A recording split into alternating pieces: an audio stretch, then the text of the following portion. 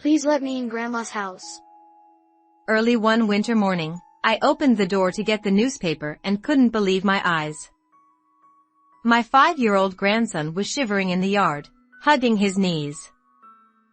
I quickly invited him inside and warmed him up. "Where are your mom and dad?" They went to Hawaii with my sister. They said I would be a nuisance.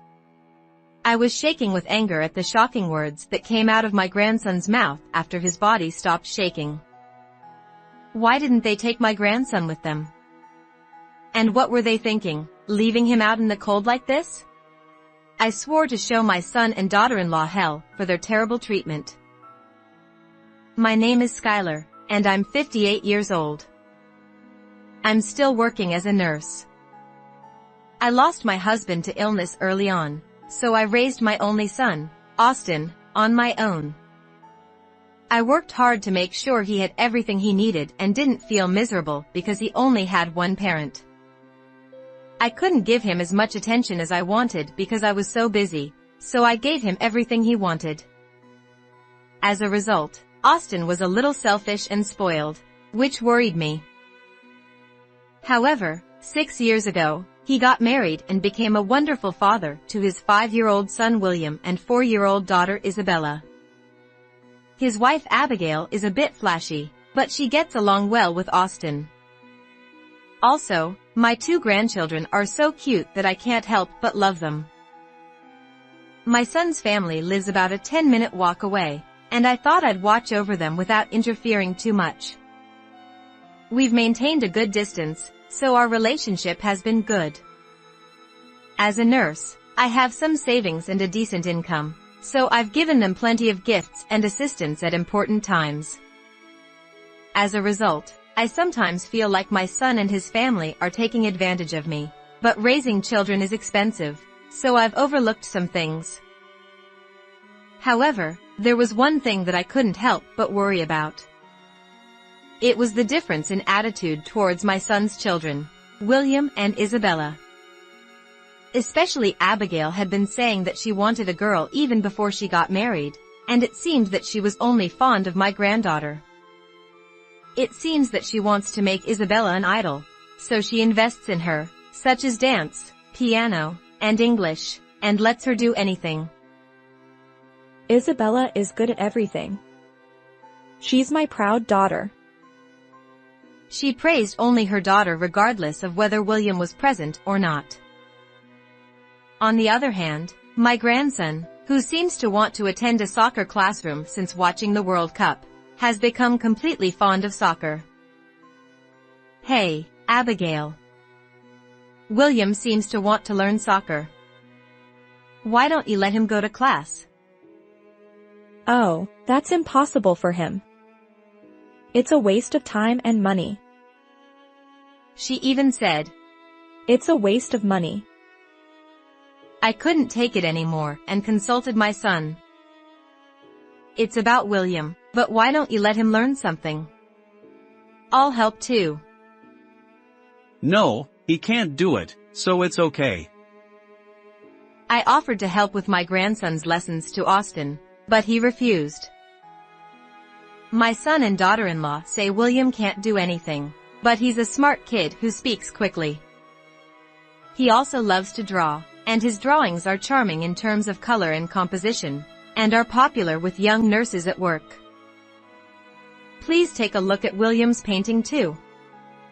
Even my colleagues at work are fans of his work.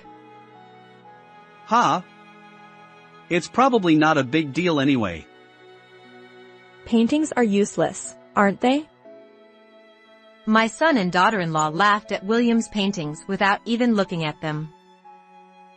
In addition, while Isabella always wears cute clothes, my grandson always wears worn-out clothes that are too small for him. Isabella has a lot of clothes. Should we go buy new clothes for William too? We buy clothes for him too. But boys' clothes are all the same, and girls' clothes are glamorous, so there's nothing we can do. I was raising my children and thinking the same thing, so I was strangely convinced and couldn't say anything more. For me, Both of them are important grandchildren. I tried to treat them equally, but my son and daughter-in-law only loved Isabella, so I kept an eye on William. As a result, my grandson also adored me, and he sometimes stayed at my house alone. Would Isabella like to stay at Grandma's house too? My granddaughter immediately replied, I want to go. but my daughter-in-law immediately raised her eyebrows. No, Isabella. What if something happens? The siblings got along well, so my granddaughter wanted to stay over, but she was never allowed by my son and daughter-in-law. On another day, when I was visiting their house, But raising children really costs a lot of money, doesn't it? yes, but we'll manage. And I haven't told you yet, but I'm saving a little bit of money for William and Isabella. In fact, I had been saving money since they were born, and I intended to give it to my grandchildren when the time came. They shouldn't have relied on this, and I didn't intend to tell my son and daughter-in-law yet, but I accidentally let it slip out in response to Austin's weak statement. Then my son's eyes lit up. What? Is that true? Then just give me William's cash card so I can keep it for emergencies. But it's only for my grandchildren, and I can't give it to you yet. What the hell? There are times when I need it now. Just give it to me. I reluctantly gave him the cash card because of my son's forceful demand. I hope everything will be okay. And maybe this will prevent William from having a hard time. I hoped for the best and decided to keep an eye on the situation. But I never imagined that this card would put my grandson in even more trouble. It happened one early winter morning. When I opened the door to get the morning paper, I was shocked beyond words. My grandson was huddled in the snow, shivering with his knees hugged to his chest. William? What happened? My grandson slowly raised his head in response to my scream-like voice, but his eyes were vacant and his lips were blue. Please let me in Grandma's house. I thought I had to act quickly to my grandson's faint voice, so I picked him up and hurried him into the house. I immediately turned up the heat, wrapped William in a blanket, and gave him a warm cup of cocoa. Finally, his body stopped shaking and he calmed down. Where are your mom and dad? They went to Hawaii with my sister. I couldn't understand it right away. Hawaii? Didn't they take William with them? No. They said I would be a nuisance. Hawaii is not a distance that can be returned immediately. What are they thinking, leaving William alone? When did they go? About 3 days ago. I ate the bread they left me, but it disappeared quickly, and I was hungry, so I came to Grandma's house.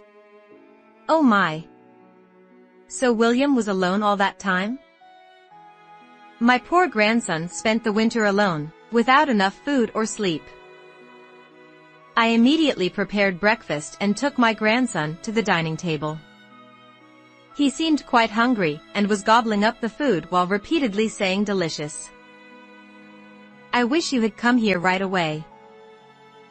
Mom and Dad told me not to go to Grandma's house. But I couldn't stand it anymore.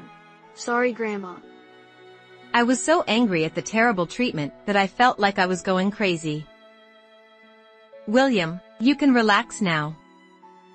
You're fine if you're at Grandma's house. I decided that I couldn't leave my grandson to my son and daughter-in-law anymore, and decided to protect him.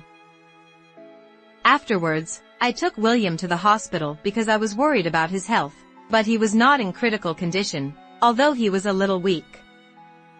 Although I was relieved, I couldn't understand what my son and daughter-in-law had done, and I couldn't forgive them. I had always been worried about it, but I wanted to believe in them. I can't believe how poor William was treated. I vowed to make them suffer the same way they had treated my grandson.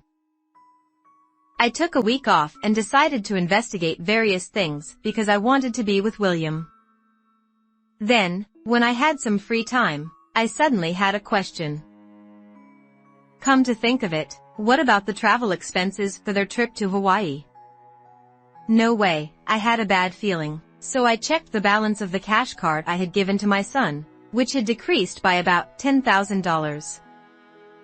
I was convinced that it was used for the travel expenses, so I got angry and withdrew all the remaining balance so that William's important savings would not be used anymore. The account is empty now. I wonder what will happen. Then, I decided to consult someone to take custody of my grandson. Honestly, I was worried about whether William could live with someone other than his biological parents, but I was relieved that it seemed possible. Then, I received some amazing news that encouraged me even more. When William's account was emptied, Austin called with a furious tone after about 2 days. Hey! The cash card doesn't work. I can't withdraw money from the ATM either. What's going on? Oh, I needed money suddenly, so I withdrew some. But there are still many years until William's enrollment, so I'll save again. It's okay, right? Well, I guess so. But please, transfer the money back as soon as possible.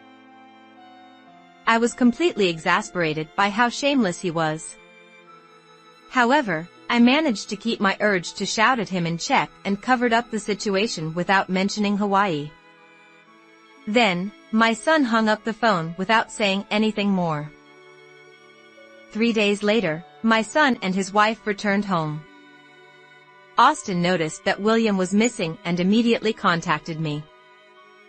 I briefly told him that I was taking care of my grandson and promised to visit their house. On the day of the meeting, while William and Isabella were at the nursery, I visited my son's house with someone else. In the living room, the two of them were glaring at us with obvious bad moods. Hey, who's that person? Before that, I have something to ask. Why did you leave William alone and go on a trip? I also glared back at them without losing and pursued the matter. They didn't seem to be ashamed at all, grinning at each other when they saw my attitude. Besides, because you emptied the account, we couldn't go shopping or go to restaurants. Yeah, it was a terrible trip. They blamed me for ruining the trip. What are you talking about? It's your own fault, isn't it? Just use your own money. We can't do that. William is only 5 years old and requires attention. Besides, children's things belong to their parents, right? When I heard their selfish argument, I was exasperated because they didn't even take my 5-year-old grandson with them. I can't believe you did such a terrible thing when you know he's only 5 years old. I can't forgive you, I said. William doesn't have any charm. If Isabella is there, it's enough. Both of them must be your children. Oh, come on, you're so annoying. I never wanted William in the first place. Girls are cuter, and boys won't do anything good even if you raise them. The man who came with me spoke up against their attitude. My name is Henderson, an attorney. I've been watching you since earlier, and I can't feel any love for William from both of you. This is already a splendid case of child neglect. I had consulted with a lawyer beforehand to take legal custody of my grandson. He accompanied me to the meeting. I can't leave William to you anymore. I'll adopt him. Although my son and his wife seemed a little surprised by my sudden offer, they didn't seem to care much. It's okay. Yeah, do whatever you want. They agreed easily. I understand. To adopt a child under 15 years old, you need the parents' consent. Can you formally agree? So, with the lawyer present, my son and his wife formally agreed. It's okay. We have a daughter, and we're relieved to get rid of the trouble. Now we can focus on making Isabella an idol. My son nodded with a grin at his wife's words. What are you talking about? Children are not their parents' property, and you just want to do what you want with Isabella, don't you?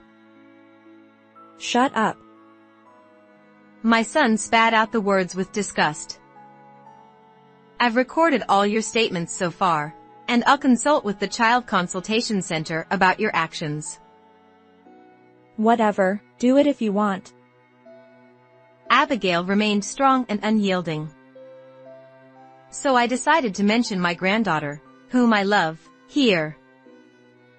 I have to listen to Isabella's feelings, but I can't leave that child to you too, and I want to take her in. What are you talking about? Stop being so presumptuous. Then, my daughter-in-law, who had been calm until just now, glared at me like a devil. I love Isabella more than anyone else. That child doesn't want to be separated from us, right? Yeah, she'll never go to your place. My son and his wife were confident that their daughter would choose them. Well, is that really true? Isabella said she didn't want to dance or sing, didn't she? That's not true. Did you force Isabella, who didn't want to do something? I wonder if that child will do what you want. When I spoke with a firm attitude, they suddenly panicked, perhaps because they realized that it applied to their daughter as well. So I decided to reveal my trump card to them. Oh, by the way, William's painting that you made fun of won the grand prize in a contest. He also received a prize of $3,000. Then, both of them suddenly widened their eyes. You're lying! There's no way he has that kind of talent. Actually, a young nurse colleague who liked William's painting consulted me about submitting his painting to a painting contest. So I applied, and he won the grand prize. His talent was not just our wishful thinking. William's painting, which my son and his wife had laughed at, was recognized by many people for his talent. Oh, and then, when my colleague posted William's other paintings on the internet, many people said they wanted to buy them. When I told them that, my son and his wife's faces were so funny that I can't stop laughing even now. Both of them had a surprised look on their faces. However, these shameless people did not back down. William is also our precious child. Yeah, families should live together. Two people who understood that the story of William's painting was true suddenly changed their attitude and said that they would raise their son after all. What are you saying now that all the procedures have been completed? The son and daughter-in-law, who were calmly reprimanded by the lawyer, regretted it. It's all your fault for loving Isabella so much. Huh? Didn't you say you wanted to go on a trip without William? They blamed each other and started quarreling in public. Stop it already! You must be very frustrated. William was a golden egg. And I won't help you two anymore in the future, so be prepared. Don't say that. I'll reflect on it, so please keep helping me. I'm also asking you. The shameless couple changed their attitude again and clung to me. However, at that time, the sound of the doorbell echoed with the voice of, I'm a policeman. Oh dear, it seems like your ride has arrived. Huh? Why? What did I do? Of course, you left your child alone for 3 days and enjoyed the trip. Austin, I'll cut off the relationship between parent and child today. Do your best. Wait a minute. I brushed off my son's hand, handed them over to the police, and left my son's house with the lawyer. After that, I was able to formally adopt William, and Isabella also said, "I want to be with my brother and grandma." And the three of us started living together. I claimed $30,000 in compensation for William and the money that was embezzled from me for my son. Austin and his wife were soon released from the police, but they were fired from their company because of this incident, and they divorced after constant quarrels. Each of them may be living a lonely life, but both my grandchildren and I have no intention of seeing them again. William is enjoying drawing his favorite pictures with enthusiasm, and Isabella is playing around with more smiles and energy. I decided to keep working hard while enjoying the growth of my two grandchildren. How was this story? Please subscribe to the channel. See you in the next video.